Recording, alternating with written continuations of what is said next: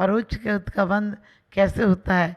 गुरुओं को प्रणाम करने से, देव को प्रणाम करने से, शास्त्रों की आराधना करने से हमारी वाणी एक क्षण के लिए भी किसी की गर्हित ना हो, चुगली की ना हो, हमारी वाणी हास्य की ना हो, किसी के हमारी हंसी आए तो किसी के मलहम बनकर आए, हमारी किसी के लिए सूल बनकर नहीं आए। हमारे जीवन में हम हमेशा प्रशंसा करें। किसकी प्रशंसा? गुणी जनों की प्रशंसा करें। और निंदक के लिए हमारे यहाँ कहा है कि गुणी जनों को देख हृदय में मेरे प्रेम उमड़ आवे। कि भगवान गुणी जनों को देखूं तो ऐसे लगे इनके लिए सर्वस्व लुटा दूं। आज परिवार के लिए पूरा जीवन लुटा देते हो, 23 घंटे परिवार के लिए, और अपने लिए क्या किया तुमने? लोग कहते हैं मरते टाइम हम अच्छे काम कर लेंगे। मरते टाइम कोई ज़रूरी नहीं कि हमें होश हो। मरते टाइम किसको पता है कि क्या कर लेंगे? एक सेठ भी मरने लगा और उसने, लोग परमात्मा का नाम ले लेते हैं, तो उसने भी नारायण नारायण बोला। तो लोगों ने आकर कहा कि कितने बढ़िया सेठ है, ये तो परमात्मा का नाम ले रहा है, नारायण नारायण बोल रहा है। उसकी पत्नी ने कहा परमात्मा का नाम लेने का टाइम ही कहाँ मिलता था, इसलिए हमने तो अपने एक नौकर का नाम ही नारायण रख लिया था और ये अपने नौकर को बुला रहे हैं। ध्यान रखना, आपको लगता होगा कैसा मूर्ख व्यक्ति था कि उसने नौकर के नारायण नाम रख रखा था। आप नाम ना रखें तो भी परमात्मा को काम वही देते हो। घर से ठीक से बनवा देना, बेटी की नौकरी लगवा देना और मकान पूरा करा देना या शरीर ठीक कर देना। अरे भगवान ये सब करने लगे तो समझना तुमने भी परमात्मा को परमात्मा नहीं रहने दिया। परमात्मा तो वो है जो श्रेष्ठ को देता है, परमात्मा तो वो है जो निकृष्ट को मिटा देता है, परमात्मा तो वो है जो सत गति की तरफ गमन करा देता है, तुम्हारी मति को सदमति बना देता है और तुम्हारी संगति को सत्संगति बना देता है। हमारा जैन शासन तो ऐसा है जो जीने की कला नहीं, मरने की कला भी सिखाता है और मरने के साथ भी मौत का आह्वान करता है। सम्यक दृष्टि तो कहता है मौत आएगी तो मैं से निर्वाण बना दूंगा, मौत आएगी तो मैं से शमशान नहीं जाने दूंगा, ये देह शमशान जाएगी, ये चेतना तो मोक्षपुरी जाएगी। तो चेतना को मोक्षपुरी ले जाना है तो अभी से परिणामों में बहुत उज्ज्वलता लाना है। किसी को भी, हमें किसी की भी कैसी बुराई हो, स्वित्थान प्रति सद्भावा सनाथा पेत केतवा प्रतिपति यथा योगम वात्सल्यम अभिलभ्यते। कहते हैं कोई किसी प्रकार से च्युत हो जाएगा, काम से हो, क्रोध से हो, मान से हो, माया से हो, तपस्या से हो, हम उसको उसी परिणामों में दोबारा स्थापित कर देंगे। हम गिरों को और नहीं गिराएंगे, हम गिरों को हंसाएंगे नहीं। लड़खड़ाते दौर पर हंसना बड़ा आसान है, लड़खड़ाते दौर पर हंसना बड़ा आसान है, गिरते हुए को थाम ले होता वही इंसान है, गिरते हुए को थाम ले होता वही इंसान है।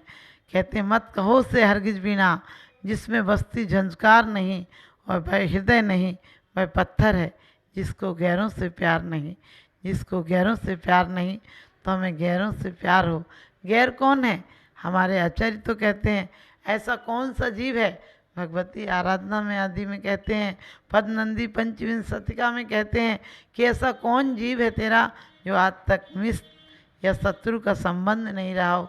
अब किससे मित्रता की जाए, किससे शत्रुता की जाए? आने वाले समय में लक्ष्मण और सीता भी रावण के अपने हो जाएंगे और जिसके अंदर ऐसी भाव आ जाएगा कि हर व्यक्ति तो अपना है, एक इंद्रिय से लेकर पंचेंद्रिय तक जीव अपने हैं, तो फिर आपसे कोई अनर्थदंड नहीं होगा, कोई पाप नहीं होगा, कोई आपको अतिचार आदि नहीं लगेंगे, क्योंकि आपको लगेगा एक इंद्रिय का भी हाथ कैसे करूं। निष्प्रयोजन उनकी हिंसा से भी आप बच जाएंगे। आप कभी फिर किसी को ऐसी उपदेश नहीं देंगे कि घंटों पानी चलने दो, घंटों बेकार का पंखा चलने दो, बेकार की अग्नि जलने दो। आज अग्नि की आयु 3 दिन बताई गई है, लेकिन भौतिकता के युग में आप मिनटों में उसे बंद कर देते हैं, फिर जला देते हैं। उन जीवों का मरण होता है। आपको जरा भी सिद्धांत का ज्ञान होगा तो आप ऐसा नहीं होने देंगे। जल, अग्नि, वायु, वनस्पति, वनस्पति को बेकार लोग दिखावे के लिए रोज़ काटते हैं। आप सोचो, आपकी गर्दन काट ले कोई तो कैसा लगेगा, आपको बुरा लगेगा। तो आप भी एक इंद्री का कम से कम निष्प्रयोजन बेकार में घात तो ना करें। और 2 इंद्री, 3 इंद्री, 4 इंद्री सभी तो जीव हैं, क्योंकि कहा है दुर्लभ है निगोज से तावर और तरस गति पानी, नर काया को सुरपति तरसें सो दुर्लभ प्राणी। ये बहुत दुर्लभता से मिली है। दो इंद्री पर्याय हमने और आपने प्राप्त की है। और आपने सोचा 2 इंद्री पर्याय जब हमें मिली थी तो कैसे रौंदे गए, धूप में सुखाए गए, उबाले गए। कितने जीवों का हनन कर देते हैं और उन पर आंसू बहाने वाला तक कोई नहीं मिलता है। हमने आपने भी ऐसी 2 इंद्री, चींटी, मकोड़ी, 3 इंद्री आदि में कितनी पर्याय पाई हैं। क्योंकि कहते हैं सुना है मौत पर, सुना है मौत के लोग मेहमान हुए हैं, समा पर परवाने कुर्बान हुए हैं, मिट गए धर्म की खातिर। वो भी कभी इंसान थे लेकिन आज इंसान से भगवान हुए हैं। समा पर परवाने कुर्बान हो जाते हैं, किस लिए? चक्षु इंद्री के कारण तो, इस चकाचौंध के कारण तो। लेकिन कभी आप नहीं सोचते हो कि इस चकाचौंध तो, बाहरी चकाचौंध तो वो परवाने नहीं मरते हैं, यहाँ के दीवाने भी उस चकाचौंध पर मर जाते हैं। जो बाहर से बहुत सुंदर आकर्षित पत्नी लगती थी, पति लगता था, वही कुछ दिनों बाद कलह का कारण बन जाता है। क्योंकि लोग इंद्रियां अपनी अपनी मांगें करती हैं। एक इंद्री कहती है स्पर्श अच्छा लगा, दूसरी कहती खाने में स्वाद भी आना चाहिए, तीसरी कहती है मुझे सुगंध भी चाहिए, और चौथी कहती है मुझे देखने को भी अच्छा चाहिए। तो पांचवी कहती है ऐसे थोड़ी बैठूंगी मैं, मेरे कानों में भी अच्छे शब्द चाहिए। और मन तो दिन रात तीव्र गति से उड़ता रहता है। तुलसीदास जी ने बड़ी अच्छी बात कही है, अली मर्ग मीन पतंग गज इनके कही आँच, और तुलसी बाकी कौन गति जाके पीछे पाँच। एक ही इंद्री के वशीभूत होकर आदमी मरण को प्राप्त हो जाता है, और जिसकी पांचों इंद्रियां दास हों उसकी क्या गति होती होगी। तो हम 5 इंद्रियों को वश में करें। ये इंद्रियां वश में करने का मतलब ज़बरदस्ती तोड़ना और मरोड़ना नहीं है, इन्हें समझौता के साथ संयम से लगाना है, पर प्रशंसा में लगाना है, गुणग्राही दृष्टि बनाना है। और गुणग्राही दृष्टि बनेगी तो एक दिन हम गुणों के अंबार बन जाएंगे। जैसे कहा है, जिन जितने जैसे अणुओं से निर्मापित प्रभु तेरी दे, थे उतने वैसे अणु जग में शांति रागमय निस्संदेह। परमात्मा का शरीर जिन परमाणुओं से निर्मित होता है वो उतने ही श्रेष्ठ परमाणु होते हैं। तो हम और आप कोशिश करें परमात्मा के गुणों को पहचानें, उनका अनुसरण करें, उन पर आचरण पर चलें, तो एक दिन हमारे भी परमाणु विशुद्ध हो जाएंगे और इस जन्म में भी हमें कोई बीमारी नहीं होगी। हमारी बीमारियां हमारी ग्रंथियों के कारण बनती हैं। हम कुंठित रहते हैं, अपने विचारों को व्यक्त नहीं कर पाते हैं, और वो विचार की ऊर्जा शक्ति कहीं केंद्रित हो जाती है और वो कहीं ना कहीं पर जाकर अटैक करती है और बीमारियों का रूप ले लेती है। क्योंकि पुण्य बढ़ता है तो व्यापार बढ़ता था, संपत्ति बढ़ती थी, घर बढ़ता था, परिवार बढ़ता था, शक्ति बढ़ती थी। लेकिन आजकल पाप के उदय में बीपी बढ़ता है, हार्ट बढ़ता है, शुगर बढ़ती है और कई प्रकार की बीमारियां बढ़ती हैं। तो हम पुण्य करें और बीमारियों से छुटकारा पाएं। हम परमात्मा के प्रति अपने बहुत अच्छे विचार लाएं। और मैं सच कहती हूँ, आप लोग ज़िंदगी को बदलें और इस ज़िंदगी को बंदगी में लगाएं, सादगी में लगाएं, तभी आपकी ज़िंदगी सुंदर हो पाएगी। इस ज़िंदगी को गंदगी में नहीं लगाएं और आप सबकी ज़िंदगी बंदगी के योग्य बन जाए। आप एक दिन जिनेंद्र देव की पूजा और उपासना करते करते खुद वंदनीय हो जाएं, जन जन के वंदनीय हो जाएं। आप सबको मेरा आशीर्वाद, आपके अंदर की परमात्मा जागृत हो और आपको अनंत शक्ति के धनी बने। हमारे देश राष्ट्र में जो आज हाहाकार मचा है वह समाप्त हो और आप सबके जीवन में भी सुख समृद्धि संपन्नता हो। इन्हीं शुभ भावनाओं के साथ बोलिए आदिनाथ भगवान की जय। कहा है कि दर्शनम देव देवस्य, उन देवों के देव जो 3 लोक के नाथ हैं, उन देवों के देव जो देवों के द्वारा भी वंदनीय हैं, उनके दर्शन और वंदन करने से हमारे पापों का नाश होता है। उन देव का एक बार दर्शन हो जाए तो हमें निज देव का दर्शन हो जाता है। उन देव के दर्शन करने से हमारे पापों का नाश होता है।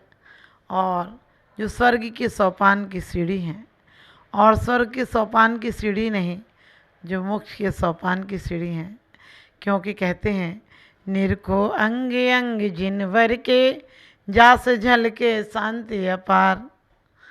क्योंकि बचन जाल जड़ रूप आप चिन्ह मूरत माही। भगवान मेरे वचन तो शब्द हैं, आप तक नहीं पहुंचते हैं, लेकिन फिर भी मेरे वचन निष्फल नहीं जाएंगे। क्योंकि तुम कैसे हो भगवान, तुम्हारे दर्शन करने से, जिन देव दर्शन करन से निज देव दर्शन होते हैं, जिन देव दर्शन करन से निज देव दर्शन होते हैं, जो कर्म फल देकर हटें वे क्षीण क्षण में होते हैं। आज भगवान का दर्शन करके लोग कहते हैं पत्थर की मूर्तियाँ ही तो हैं। ध्यान रखना, वो पत्थर की मूर्तियाँ भी हैं, लेकिन हमारे परिणाम बदलने में बहुत बड़ा कारण होती हैं। जिस प्रकार से चित्र देखने से, एक चित्र ही तो देखा था, छेलना का चित्र देखा था और राजा श्रेणिक के दिल में तूफान आ गया। राजा श्रेणिक ने उसको पाने के लिए कितना प्रयास किया, छल से बल से अभय कुमार को झूठा श्रावक बनाकर भेजा, लेकिन ये चित्र ही तो थे, रुक्मणी का चित्र ही तो कृष्ण ने देखा था। और कृष्ण शिशुपाल से जिसका बागदान हो गया था उसे भी छीन कर ले आए, उसे भी पानी ग्रहण कर लिया। लेकिन आप कभी सोचना, एक ही चित्र और भामंडल का चित्र, भामंडल ने एक चित्र ही तो देखा था सीता का, और किस प्रकार से घटना घटी। क्योंकि चित्रों का प्रभाव हमारे चरित्र पर, हमारे भावों पर बहुत पड़ता है। कभी शादी में आपने देखा होगा, शादी के मंडप में सामायिक का मन नहीं करता है, क्योंकि वहाँ राग रंग के चित्र होते हैं। वहाँ जितने लोग जाते हैं वो ऐसे ही लोग जाते हैं। लेकिन मंदिर में कभी नवविवाहिता वर वधू भी आते हैं तो उनको भी देख कर आकर ऐसा लगता है कि वो पवित्र स्थान पर आए हैं। वहाँ आकर उनके भी भाव परिवर्तित हो जाते हैं, क्योंकि जो देव हैं वो देवों के भी देव हैं, जिन्हें 3 लोक के श्रेष्ठ पुरुष नमस्कार करते हैं। वो नमस्कार भी सिर्फ इसलिए नहीं करते हैं जैसा कि आप किसी अफसर के आगे झुक जाते हैं, वो अफसर के आगे झुकना नहीं है, वो आप अफसर के आगे नहीं झुकते हैं, अफसर के आगे झुकते हैं। वो आपको छापा डाल देगा, आपके घर में कोई इनकम टैक्स की रेड पड़वा देगा, इसलिए आप उसके आगे झुकते हैं, लेकिन अंदर से उसे कोसते हैं। जबकि परमात्मा के आगे झुकते हैं तो आपको एक प्रसन्नता होती है, जैसे आपने अपने मालिक को, अपने ठिकाने को, अपने मुकाम को, अपने खेवटिया को पा लिया है। हम कहते भी हैं खेवटिया तुम हो प्रभु, जय जय जय जिन देव। जिन देव किसे कहते हैं? जो जन जन का कल्याण करते हैं उन्हें जिन देव करते हैं। जिन देव के दर्शन करने से, एक चाहे भील कन्या हो चाहे चांडाल हो, एक बार उनके दर्शन कर ले तो भावों में परिवर्तन आ जाता है, स्वयं का आभा मंडल बदल जाता है, स्वयं की सोच बदल जाती है। एक एक बार यदि पशु पक्षी भी भगवान के दर्शन कर लेते हैं तो उनके परिणाम बदल जाते हैं। लेकिन आजकल अफसोस है, पढ़ा लिखा बच्चा मंदिर में आता है तो उसको दर्शन के तौर तरीके मालूम नहीं होते, क्योंकि फूलों से भरे गुलशन, फूलों से भरे गुलशन वीरान हो गए, अश्लील उपन्यास अब पुराण हो गए। देवशास्त्र गुरुओं के पास नई पीढ़ी का मन नहीं लगता, क्योंकि उनके लिए तो फिल्मी एक्टर ही भगवान हो गए, उनके लिए तो फिल्मी एक्टर ही भगवान हो गए। हम मंदिरों में बच्चे जाते हैं या बड़े लोग जाते हैं, एक औपचारिकता के रूप में चले जाते हैं। ये औपचारिकता रूप में मंदिर जाना, मंदिर नहीं जाना। मंदिर ऐसे जाना कि तुम्हारा मन एक मंदिर हो जाए, तुम्हारा मन इतनी पवित्र स्थान हो जाए, इतना पवित्र स्थिति हो जाए वहाँ जाकर तुम्हारा, कि तुम पूरा परिवर्तित हो जाओ। तुम्हें लगे कि मैं कहीं गंदगी से निकलकर बंदगी में आया हूँ। हम रोज़ पढ़ते हैं भगवान से कि भगवान थकी नाव भवदद्वि से, तुम प्रभु पार करे हो। कभी थके हो? यही जन्म मरण, यही रोग शोक, यही आदि व्याधि तुम्हें जन्मों से लगी है, लेकिन कभी तुमने अपने आत्मा का उत्थान का विचार नहीं किया। कभी आत्मा के उत्थान का विचार करना हो तो आप भी ध्यान रखना, आपका भी उत्थान हो सकता है। आप जन्म मरण से छूट सकते हैं। और जन्म मरण से कब छूटेंगे? जब आपको जन्म को दुख समझेंगे। अभी तो आपने जन्म को एक महोत्सव समझा है, जबकि जन्म उन्हीं का महोत्सव है जो आखिरी जन्म हो। मौत भी उन्हीं का त्यौहार है जो आखिरी त्यौहार हो, आखिरी बार आए। क्योंकि कहते ज़िंदगी का साथ अभी बाकी है, ज़िंदगी का साथ अभी बाकी है, ज़िंदगी का राज अभी बाकी है। अभी तो नापी है, अभी तो नापी है तुमने मुट्ठी भर ज़मीन, अभी तो सारा आसमान नापना बाकी है। अभी तो प्यार का व्यवहार अभी बाकी है, अभी ज़िंदगी का उपहार अभी बाकी है। अभी तो सिर्फ तुमने यूं ही ज़िंदगी गुजार दी जानवरों की तरह। अभी तो सच पूछो इंसान का उपहार जो मोक्ष है वह अभी बाकी है।